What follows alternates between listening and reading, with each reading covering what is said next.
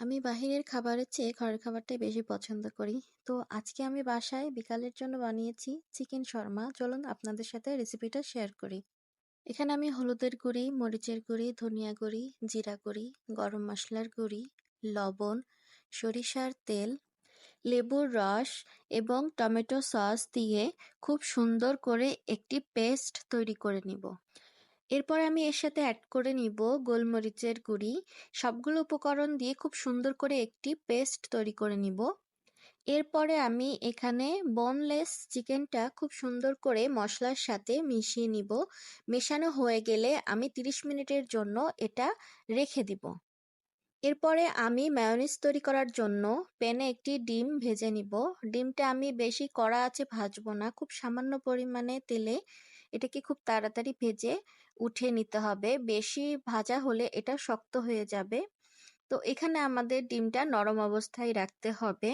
তো আমি এখানে ডিমটা ভেজে নেওয়ার পরে এর সাথে রসুন, ধনেপাতা, কাঁচামরিচ, গুঁড়ো দুধ অ্যাড করে নিব। তারপর এখানে গোলমরিচের গুঁড়ি, লবণ এবং চিনি দিয়ে দিব।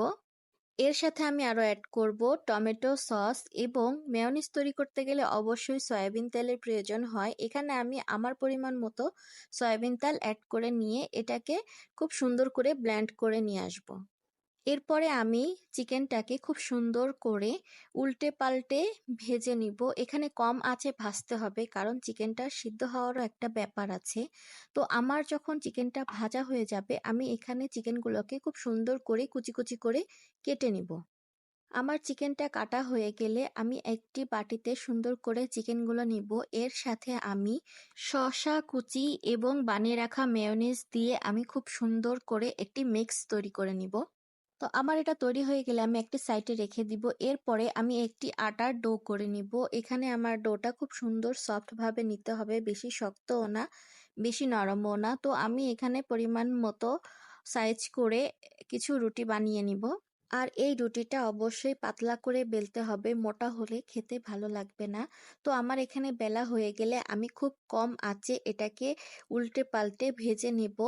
ভাজা হয়ে গেলে এরপর আমি এখানে চিকেনগুলা খুব সুন্দর করে একটা সাইড করে দিয়ে নিব।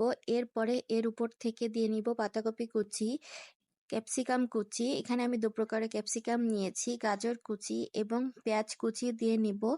এরপর এর উপর থেকে আমি খুব সুন্দর করে টমেটো সসগুলা দিয়ে এটাকে একটি রোল তৈরি করে নিব। খুব সুন্দর করে টাইট করে এটাকে পেঁচিয়ে নিতে হবে, লুজ করলে খাওয়ার সময়টা পড়ে যেতে পারে। তো যেহেতু আমরা এখানে দুজন থাকি, সেজন্য আমাদের দুজনের জন্য 2 পিস বানিয়েছি। তো আমি আপনাদেরকে একটু কেটে দেখাচ্ছি যে এর ভিতরটা কতটা ইয়াম্মি লাগছে। দোকান থেকে কিনে খাওয়ার চেয়ে বাসায় যদি এভাবে স্বাস্থ্যসম্মত বানিয়ে খাওয়া যায়, তাহলে অনেক তৃপ্তি করে খাওয়া যায়। বিকালের নাস্তার পাশাপাশি মেহমান আসলেও এভাবে খুব সুন্দর নাস্তা পরিবেশন করা যায়। ভিডিওটি যদি ভালো লাগে লাইক, কমেন্ট, শেয়ার এবং বন্ধু করে পাশে রাখবেন। আল্লাহ হাফেজ।